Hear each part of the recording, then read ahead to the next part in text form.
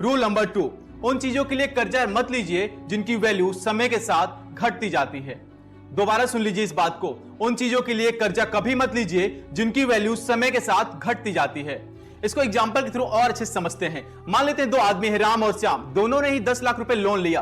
पहले बंदे राम ने उस 10 लाख रुपए से बहुत सारे शॉपिंग किया, मोबाइल लिया, लैपटॉप खरीदा, एक छोटी सी कार भी ले लिया, अच्छे अच्छे ब्रांडेड कपड़े खरीदने लगा, जूते लिए और 3-4 महीने में पूरा का पूरा पैसा खर्चा कर दिया वो। दूसरे बंदे श्याम ने क्या किया, उसने भी 10 लाख का लोन लिया, उसको भी जरूरत थी अच्छे कपड़ों की, गाड़ी की, मोबाइल की, लैपटॉप की, लेकिन उस बंदे ने क्या किया कि उन चीजों में खर्चा न करने की जगह एक शहर के अंदर छोटी सी दुकान खरीद लिया।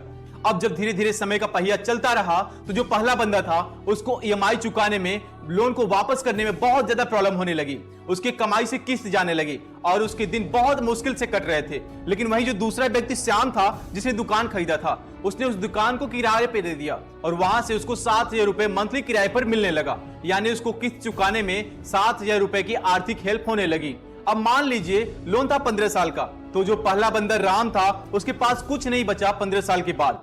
उसने उस पैसे को वहां पे खर्च किया जिसकी आज कोई वैल्यू नहीं है। जबकि दूसरा बंदा श्याम था, उसका भी लोन खत्म हो गया आज 15 साल बाद, लेकिन उसकी जो दुकान थी उसकी कीमत 20 लाख रुपए हो गई, यानी उसको मंथली ईएमआई चुकाने में भी हेल्प मिलती रही और जब लोन खत्म हुआ तो उसके पास में 20 लाख रुपए इकट्ठा थे जिनसे वो जो चाहे कर सकता था, क्योंकि ये पैसे केवल उसके थे, कोई लोन नहीं था। तो अब देखिए क्या हुआ, पहले बंदे राम ने उन चीजों पर पैसे को खर्च करने के लिए लोन लिया जिनकी कीमत समय के साथ कम होती गई, या कह लो कि वो चीजें यूजलेस थी। जबकि दूसरे बंदे श्याम ने पैसे वहां खर्च किया जहां पर उनकी वैल्यू हमेशा बढ़ती रही।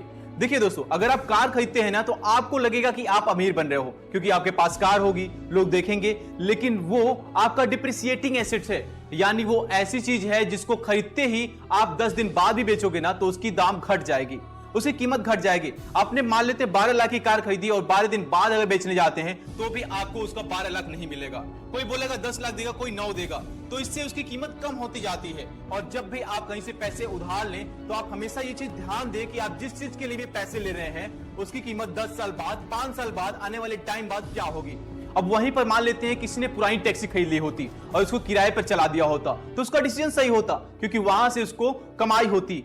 अब लोग क्या करते हैं दोस्तों, थोड़े बहुत पैसे जैसे ही कमाने लगते हैं तो तुरंत बैंक में जाकर क्रेडिट कार्ड ले लेते हैं। बैंक वाले तो देने के लिए तैयार बैठे हैं, आप जाओगे किसी और काम के लिए और बैंक वाले आपको थमा देंगे क्रेडिट कार्ड, ये बोलकर कि सर ये आपके लिए तो बहुत यूजफुल है, आप जैसे पैसे वालों के पास होना बहुत जरूरी है, आपके लिए तो ऑफर है। और फिर क्या होगा, ले खर्चे पे खर्चा, पैसा नहीं है अकाउंट में लेकिन फिर भी आपको शॉपिंग करना ही है, क्रेडिट कार्ड दे रहे हैं ना उधार। क्रेडिट पर मत जियो मेरे भाई, अगर आपकी जरूरतें सच में बहुत ज्यादा है तो पैसे ज्यादा कमाओ। ऐसी चीजों के लिए क्यों उधार ले रहे हो जिनकी कीमत कुछ समय बाद घटती जाएगी।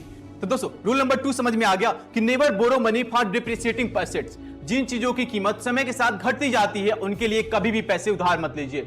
रूल नंबर 1 था कि या तो जरूरत से ज्यादा पैसे कमाओ या फिर जितना कमाया है उससे ही काम चलाना सीखो। और रूल नंबर 2 है कि उन चीजों के लिए कभी भी पैसे उधार मत लो जिनकी कीमत समय के साथ कम होती जाती है।